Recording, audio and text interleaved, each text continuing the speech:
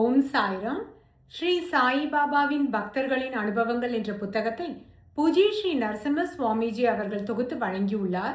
அதிலிருந்து பாலகிருஷ்ண கோவிந்த் உபாசனி சாஸ்திரி அப்படிங்கிறவருக்கு ஸ்ரீ சாயிபாபா அளித்த அனுபவத்தை பார்த்துட்டு இருக்கோம். இவர் தன்னுடைய தம்பியான காஷிநாத், அதாவது உபாசனி பாபா என்று பிற்காலத்தில் அழைக்கப்பட்டவர். அவர் தன்னோட வீட்டை விட்டுட்டு வெளியில வந்துட்டாரு. அவர் எங்கே போனாருன்னு தெரியாமல் தேடுறதுக்காக இவர் கோப்பர்கான் வரைக்கும் வராரு. கோப்பர்கானில் இவருடைய நண்பர் ஒருத்தர் இருக்கார். அவர் பேர் பட். அவர் லோக்கலில் மாமலத்தாராக இருக்கார். அவர் தான் இவருக்கு சொல்கிறாரு, ஸ்ரீ சாயிபாபா ஷிரடியில் இருக்கார், நீங்கள் அவரை போய் பாருங்கள், கண்டிப்பாக அவரை தரிசனம் பண்ணுங்கள், என்னுடைய டோங்காவை நான் அனுப்பி வைக்கிறேன், நீங்கள் அதில் போய் அவரை தரிசனம் பண்ணுங்கன்னு சொன்னார் அப்படிங்கிறதெல்லாம் பார்த்தோம். ஏன் இந்த காஷிநாத் அவர்கள் வீட்டை விட்டு வெளியில் போனார் அப்படிங்கிற காரணத்தையும் இவர் சொல்கிறாரு. அதாவது காஷிநாத் என்ற உபாசனி பாபா அவர்கள் பிராணாயாமா பயிற்சியை மேற்கொண்டாராம். அந்த பயிற்சியை அவர் செஞ்சிட்டு இருக்கும் பொழுது அவருக்கு மூச்சு குழாயிலையோ ஏதோ ஒரு பாதிப்பு ஏற்பட்டிருக்கு. அதனால என்ன ஆயிடுச்சுன்னா, அவருக்கு டைஜஷன் ஆகுறது இல்லை. அதே மாதிரி படுத்தாருனாக்கா அவரால் மூச்சு விட முடியாது, தூங்க முடியாது. இந்த மாதிரி சாப்பிட்றது சரியாக இல்லாமல் போயிடுச்சு. இந்த மாதிரி அஜீர்ண கோளாறு, இந்த மாதிரி நிறைய பிரச்சனைகள் வர ஆரம்பிச்சிருச்சு. அவருக்கு வாழ்க்கையே விரக்தி ஆயிடுச்சு. அதனால அவர் வீட்டை விட்டு வெளியில் போயிட்டாரு அப்படின்னு சொல்கிறாரு. ஸோ இவர் இப்போ ஷீரடிக்கு வந்துட்டாரு. ஷீரடிக்கு துவாரகமாய்க்கு போய் ஸ்ரீ சாய்பாபாவோட தரிசனத்துக்காக போகிறாரு. அங்கே போய் பார்த்தா பாபா துணிமாவை பார்த்துக்கிட்டு துணி பக்கத்துலேயே உட்காந்துட்டு இருந்தாராம். அவ்வப்பொழுது இப்படி அப்படி சுற்றி பார்க்குறது உண்டு. இப்படி சுற்றி பார்க்கும்பொழுது தான் இவர் அங்கே உட்காந்துட்டு இருக்கிறத பாபா நோக்கிட்டு உடனே வாங்க அப்படின்னு சொல்லிட்டு சைகை காமிச்சிருக்காரு. இவரும் ஸ்ரீ சாய்பாபா பக்கத்தில் போனாராம். போயிட்டு பாபா கிட்ட நமஸ்காரம் பண்ணியிருக்காரு. பாபா கிட்ட நமஸ்காரம் பண்ணோடனே பாபா சொன்னாராம், கொஞ்ச நேரம் இவரை உற்று பார்த்த உடனேயே நீங்கள் கண்டோபா கோவிலுக்கு போங்க அப்படின்னு சொல்லியிருக்காரு.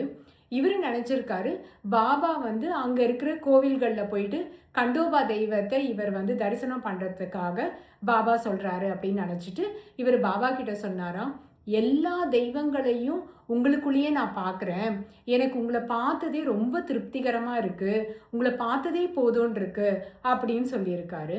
ஆனால் திருப்பியும் கொஞ்சம் நேரம் கழித்து பாபா நீங்கள் கண்டோபா கோவிலுக்கு போகணும் அப்படின்னு சொல்லியிருக்காரு. அப்போ இவர் நினச்சிக்கிட்டாராம், பாபா இவரை இந்த இடத்த விட்டு நீ உடனே கிளம்பு அப்படிங்கிற ஒரு எண்ணத்தில் சொல்கிறார் போல இருக்கு அப்படின்னு சொல்லிட்டு உடனே இவர் துவாரகமாயிலேருந்து வெளியில் வந்துட்டார். வெளியில் அங்கே விசாரிச்சிருக்காரு, இங்கே கண்டோபா கோவில் எங்கே இருக்குது, பாபா என்னை கண்டோபா கோவிலுக்கு போக சொன்னார் அப்படிங்கிற விவரத்தை சொல்லியிருக்காரு.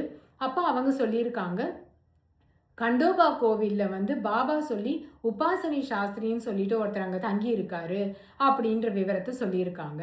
இவர் அங்கே கண்டோபா கோவிலுக்கு போனால் எவ்வளோ பெரிய ஆச்சரியம் இவருக்காக காத்துட்டு இருந்ததுன்னா, இவர் தேடிட்டு இருந்த காஷிநாத் அப்படிங்கிற உபாசனி பாபா அவர்கள் அங்கே கண்டோபா கோவிலில் தான் தங்கி இருந்தார்.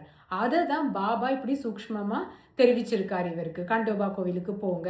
ஏன்னா பாபாவுக்கு தெரியும் இவர் தன்னோட தம்பியை தேடிட்டு தான் இவ்வளோ தூரம்லாம் வந்திருக்காரு அப்படிங்கிறதுக்கு. அப்போ அங்கே போனவுடனே உபாசனி பாபா சொன்னாராம், ஸ்ரீ சாயி பாபாவோட ஆணைப்படி தான் நான் இந்த கோவிலில் இங்கே தங்கிட்டுருக்கேன், அவரை பற்றி ஒரு சிறு அளவு தான் எனக்கு தெரிஞ்சிருக்கு அப்படின்ற விவரத்தை அவர் சொல்லியிருக்காரு. அதுக்கப்புறம் இவர் ஒரு 2 நாட்கள் ஷிரடியிலேயே தங்கியிருந்தாராம். இந்த பாலகிருஷ்ண கோவிந்த் உபாசனி சாஸ்திரி அவர்கள் தன்னுடைய தம்பியோட சாப்பாட்டு செலவுக்காக தாதா கேல்கர் கிட்ட ஒரு 4 ரூபாயும் இவர் கொடுத்துருக்காரு. இவர் 2 நாட்கள் ஷிரடியில் தங்கியிருந்தார் இல்லையா. முதல் நாள் ஸ்ரீ சாயிபாபா எல்லார்கிட்டையும் தட்சணை கேட்குறத இவர் பார்த்தாராம். இவர்கிட்டையும் பாபா தட்சணை கேட்டாராம். இவர் 2 கையும் விரிச்சிட்டு என்கிட்ட ஒன்றுமே இல்லை பாபா அப்படின்னு சொல்லிட்டாராம். அடுத்த நாள் ஏதோ ஒரு சந்தர்ப்பத்தில் ஸ்ரீ சாயிபாபா சொன்னாராம், அங்கே பாரு, அங்கே ஒரு மரம் இருக்குல்ல, அந்த மரத்தில் ஏறுறதுக்காக 2 பேர் போனாங்க. அந்த 2 பேரில் ஒருத்தர் மரத்தில் ஏறிட்டு கீழே இறங்கி வந்துட்டாரு, இன்னொருத்தர் அந்த மரத்து மேலே ஏறி அப்படியே மேலே ஏறி போனார் அப்படின்றது ஹிந்துஸ்தானி பாஷையில் சொன்னாராம். இவரை கேட்ட உடனே இவருக்கு தப்போவனம் போயிருந்தார் இல்லையா இவங்க அம்மாவோடையும் இவரோட ஒய்ஃபோடையும் ஹரித்வார் ரிஷிகேஷ் போயிட்டு தப்போவனம் போனார். அங்கே ஒரு சன்னியாசி வந்து இதையே சொன்னார் இல்லையா, அது உடனே இவருக்கு ஞாபகம் வந்துடுச்சான். அந்த சன்னியாசி மாதிரியே தான் அந்த உடல் அமைப்பு எல்லாமே ஸ்ரீ சாயிபாபாவுக்கும் இருக்குது. அந்த பொருத்தங்களை இவர் வந்து உடனே புரிஞ்சுக்கிட்டாரு. ஆனால் அவர் கௌபீனம் மட்டும்தான் போட்டிருந்தாரு, பாபா கஃப்னி உடை அணிந்திருந்தார். இதுதான் வந்து வித்தியாசமாக அவருக்கு தெரிஞ்சுதான். மற்றபடி அவரை மாதிரியே இவர் இருக்காரு, அவர் சொன்ன விஷயத்தையே இவர் சொன்னார் அப்படிங்கிறது இவருக்கு ஒரே சந்தோஷமாக ஆயிடுச்சான். ஸோ பாபா இதை மட்டும் குறிப்பிட்டிருக்காரு. அதுக்கப்புறம் 2வது நாளும் இவர்கிட்ட தட்சணை கேட்டிருக்காரு. அப்போ இவர் வந்து தன்னுடைய நிலைமையை பாபா கிட்ட சொல்லியிருக்காரு. பாபா என்கிட்ட கொடுக்கறதுக்காக எந்த பைசாவும் இல்லை, நான் திரும்பி போகிறதுக்கான ரயில் டிக்கெட்டுக்கான காசு மட்டும்தான் என்கிட்ட இருக்குது அப்படின்னு சொல்லியிருக்காரு. இதை கேட்ட உடனே பாபா சொன்னாராம், உன்னோட பாக்கெட்டில் ஒரு சில்வர் வாட்ச் வச்சுருக்க பாரு, அதை நீ தட்சணையாக கொடுக்கலாம் அப்படின்னு சொல்லியிருக்காரு. உடனே பாக்கெட்டில் இருந்து இவர் சில்வர் வாட்ச் எடுத்து பாபாவுக்கு கொடுத்தாராம். அதை தட்சணையாக கொடுக்குற சமயத்தில் கூட இவர் மனசில் வந்து, ஐயோ இது வந்து இவ்வளோ விலை உயர்ந்த வாட்ச் ஆச்சே, இதை நம்ம கொடுக்குறோமே அப்படிங்கிற எந்த ஒரு தயக்கமோ எந்த ஒரு மனசில் ஒரு கலக்கமோ இல்லாமல் தான் ரொம்ப சந்தோஷமாக தான் பாபாவுக்கு கொடுத்துருக்காரு. பாபா அந்த வாட்சை வாங்கி உடனே பக்கத்தில் உட்காந்துட்டு இருந்த ஒரு ஃபக்கீர்கிட்ட அந்த வாட்சை கொடுத்துட்டாராம். இவர் இதை பார்த்துட்டு இருந்திருக்காரு.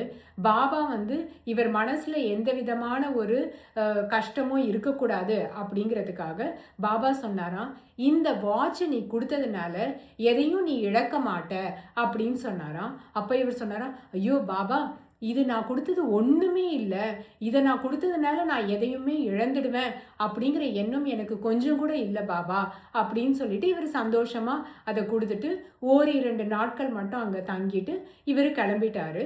திரும்பி வரும்போதும் கோப்பர்கான் வழியாகவே வந்து பூனா வந்திருக்காரு.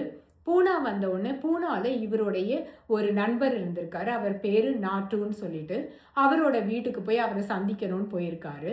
அவரை சந்திக்கும் பொழுது இவர் ஷிரடிக்கு போனது, பாபாவை தரிசனம் பண்ணது, பாபாவுக்கு தன்னுடைய வாட்சை தட்சணையாக கொடுத்தது, எப்படி பாபா அதை வாங்கி கேட்டு வாங்கிக்கிட்டாரு அப்படிங்கிறதெல்லாம் இவர் வந்து விவரமாக அவர்கிட்ட சொல்லிட்டு இருந்திருக்காரு. இவர் சொல்லிட்டு இருந்ததை கேட்டுட்டு இருந்த இவருடைய நண்பருடைய சகோதரர் வந்து உடனே வந்து தன்னுடைய தங்க வாட்சை வந்து இவருக்கு கொடுத்து, இதை என்னுடைய அன்பளிப்பாக நீங்கள் கண்டிப்பாக ஏற்றுக்கணும் அப்படின்னு சொல்லிட்டு இவர்கிட்ட ரொம்ப வந்து வற்புறுத்த ஆரம்பிச்சிட்டாராம். இவர் வந்து தன்னுடைய வெள்ளி வாட்சு கொடுத்துட்டோம் இல்லையா, திருப்பி இன்னொரு வெள்ளி வாட்ச் வாங்கணும்னா அது வந்து என்ன விலையாகும் அப்படிங்கிறத பற்றியும் எங்கே கிடைக்குங்கிறத பற்றி தான் தன்னுடைய நண்பர்கிட்ட வந்து இவர் டிஸ்கஸ் பண்ணிட்டு இருந்தார். அதை கேட்டு அவருடைய சகோதரர் வந்து தங்க வாட்சியை இவருக்கு கொடுத்துட்டு, நீங்கள் இதை கண்டிப்பாக ஏற்றுக்கணும் அப்படின்னு சொல்லி ரொம்ப கேட்டுக்கிட்டாராம். அவர் அவ்வளோ கேட்டுக்கிட்டதுனால இவர் வந்து அதை சந்தோஷமாக அதை ஒரு அன்பளிப்பாக இவர் வாங்கிக்கிட்டாராம். அப்போ இவருக்கு பாபா சொன்ன வார்த்தைகள் ஞாபகத்துக்கு வந்துதான். பாபா சொன்னார் இல்லையா, இந்த வெள்ளி வாட்சை நீ கொடுத்ததுனால நீ எதையுமே இழக்க போகிறதில்ல அப்படின்னு சொல்லிட்டு அது வந்து இவருக்கு ஞாபகம் வந்தது அப்படின்னு சொன்னார். அதுக்கப்புறம் ஓரிரு முறை இவர் வந்து ஷிரடிக்கு வந்திருக்காரு. பாபாவை பற்றி பாபா மேலே ஒரு பாட்டும் இவர் வந்து இயற்றினேன் அப்படின்னு சொல்லிட்டு இவர் சொல்கிறாரு. இதோடு பாலகிருஷ்ண கோவிந்த் உபாசனி சாஸ்திரி, அதாவது உபாசனி பாபாவுடைய அண்ணனுடைய அனுபவங்கள் முற்று பெறுகிறது. அடுத்த பக்தரோடு தான் நாம் அடுத்த எபிசோடில் பார்க்கலாம். ஓம் சாய்ராம்.